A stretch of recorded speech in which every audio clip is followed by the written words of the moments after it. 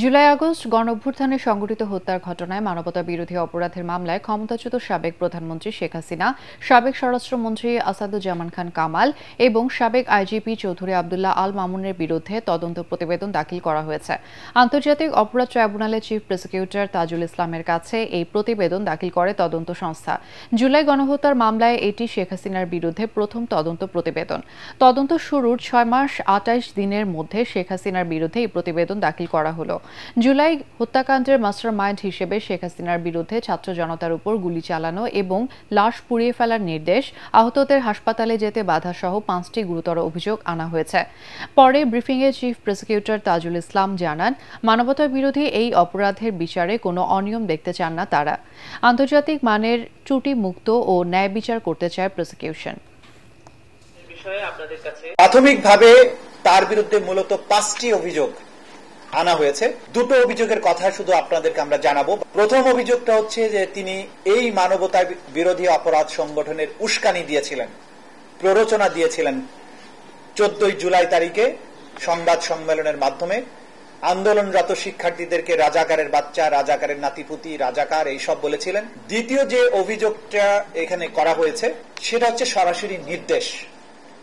আমাদের তদন্ত সংস্থা তদন্তে শেখ হাসিনার কিছু টেলিফোনিক কনভারসেশন যেগুলো জব্দ করেছেন, যেখানে তিনি বারবার সুস্পষ্টভাবে নিশ্চিত করেছেন যে তিনি রাষ্ট্রীয় সকল বাহিনীকে নির্দেশ দিয়েছেন নিরস্ত্র নিরীহ আন্দোলনকারী যে সিভিলিয়ান পপুলেশন তাদেরকে সম্পূর্ণ নিশ্চিহ্ন বা নির্মূল করার জন্য তিনি নির্দেশ দিয়েছিলেন।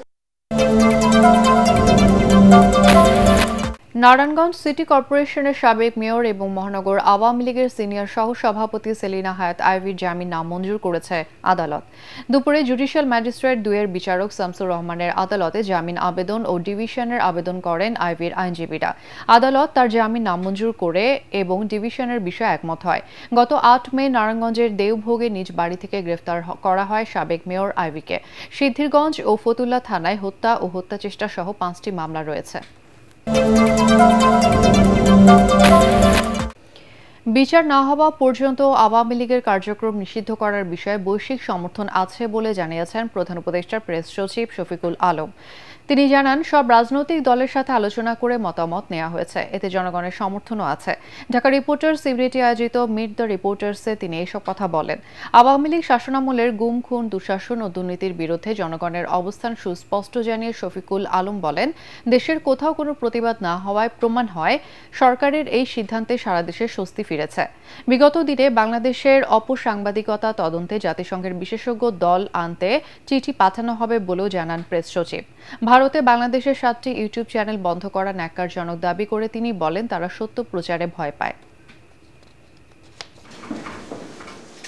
আমাদের পলিটিক্যাল পার্টিগুলো সবাই কিন্তু এটা অ্যাকসেপ্ট করে নিয়েছেন। আমরা যেই ডিসিশনটা নিয়েছি এটা ইউনিভার্সালি অ্যাকসেপ্টেড হয়েছে। হ্যাঁ, 2-1 ছোটোখাটো 2-1টা প্রোটেস্ট হতে পারে, বাট সমস্ত বড় বড় দলগুলো সবার যে ডিসিশনটা এসছে এটা ইউনিভার্সালি অ্যাকসেপ্টেড হয়েছে। সরকারের গেজেট প্রকাশের পরই আওয়ামী লীগের নিবন্ধনের বিষয়ে সিদ্ধান্ত হবে বলে জানিয়েছেন প্রধান নির্বাচন কমিশনার এএমএম নাসির উদ্দিন। দুপুরে নির্বাচন কমিশন ভবনে আওয়ামী লীগের নিবন্ধন ইস্যুতে এক সভায় তিনি এসব কথা বলেন। এ সময় সিইসি বলেন, গেজেট প্রকাশ হলে নির্বাচন কমিশন বিষয়টি নিয়ে আলোচনায় বসবে।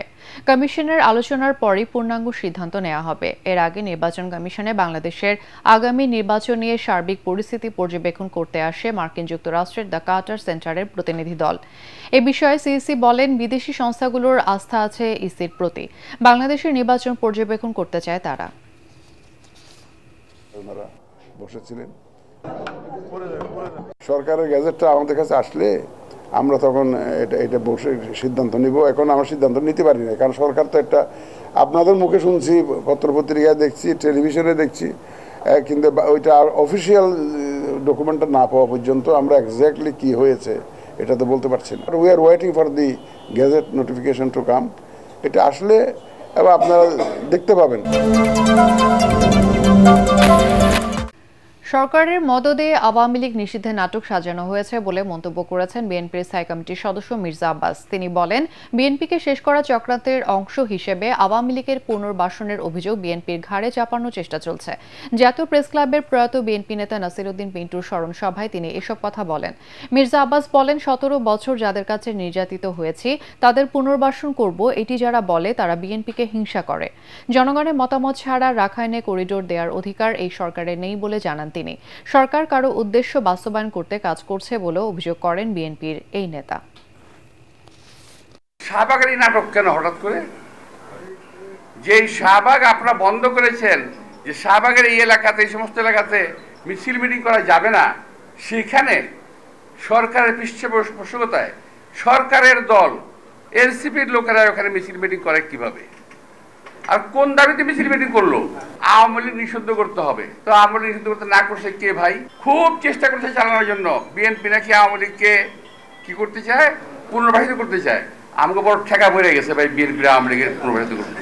জীবন থেকে আমাদের 17 থেকে 18 বছর আমাদের নিয়ে গেছে। পরিবার পরিজন থেকে বিচ্ছিন্ন হয়েছি, স্বাস্থ্যহানি করেছে। আমাদের পরিবার পরিজন সুস্থভাবে বেঁচে থাকতে পারে নাই।